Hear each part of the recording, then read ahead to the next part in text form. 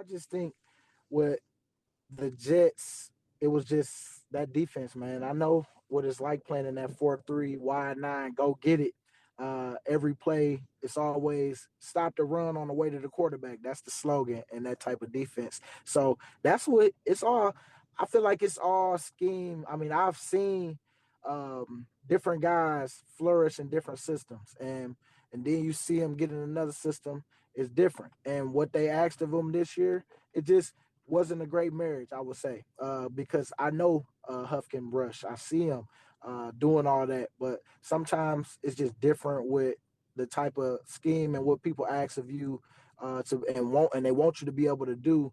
And maybe it just wasn't that for Vic Fangio or I mean, you don't really know. I mean, I just know that he a baller, man, and he hopefully for him, I want it to be a win-win for the team and win for him. But in this case, I want him to be happy, go out if it's here or somebody somewhere else, for him to be able to go show what he can these prime years for him.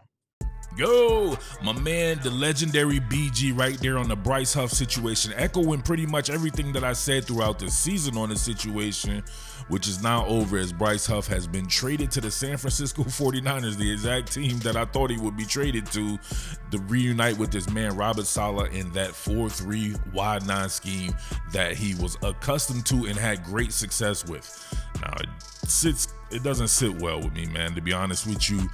Seeing Bryce Huff in another uniform, the guy can rush the passer flat out, right? If you see him with the New York Jets, he was always in on money downs, like you see right here in a 4-point stance. You see him giving the business to Jordan Mailata right here, bang, right into his chest, lapped his ass, right, bang, lap danced his ass right into Jalen Hurts, right.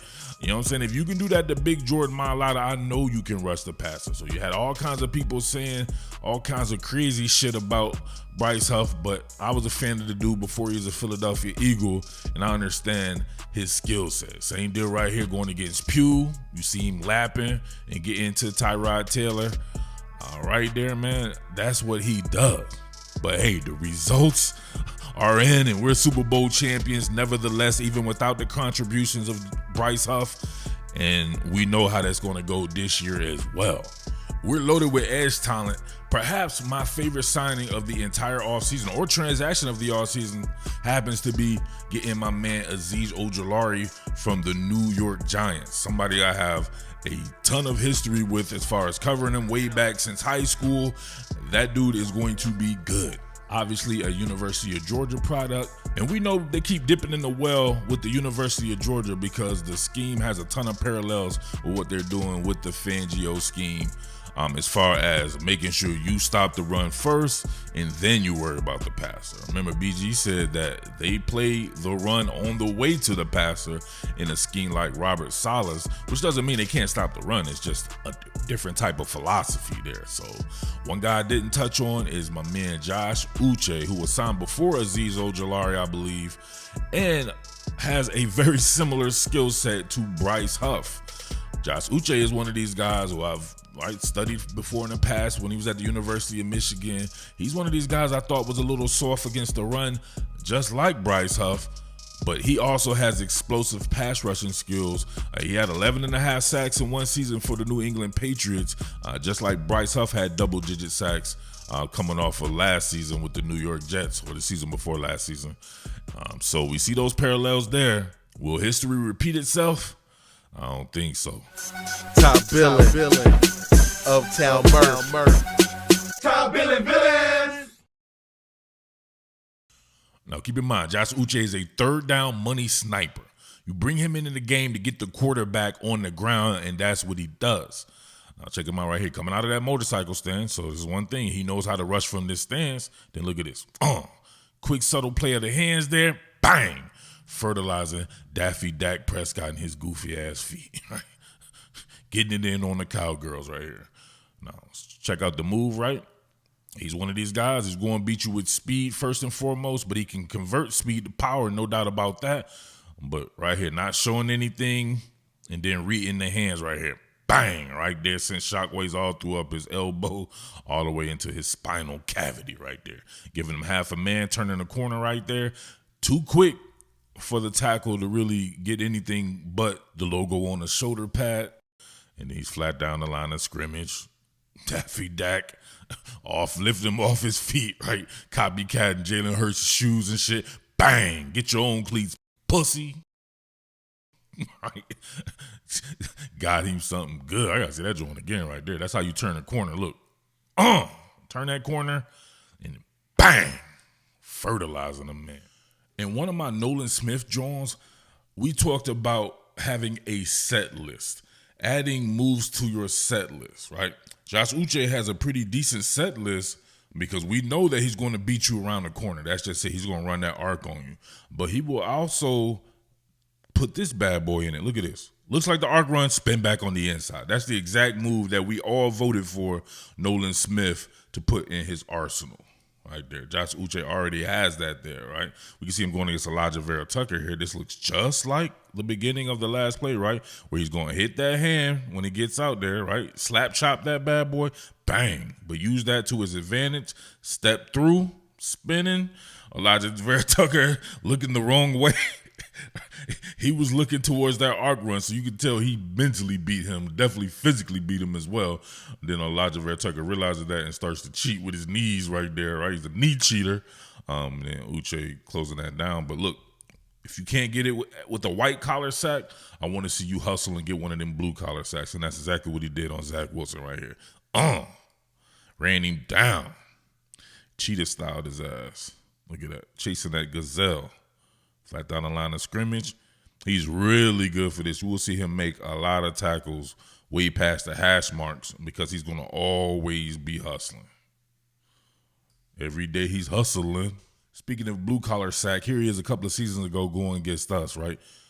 Beat Dallas Goedert to the inside and then work off Mailata. He had a later start, but look at him run down Jalen Hurts, right? Force him out of bounds.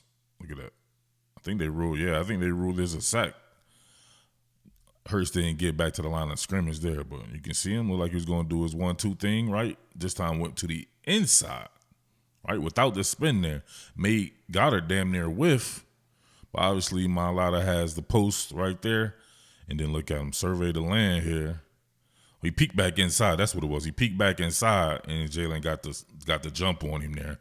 But, man, he took a perfect angle, flat down the line of scrimmage, forced Jalen Hurts to sack himself.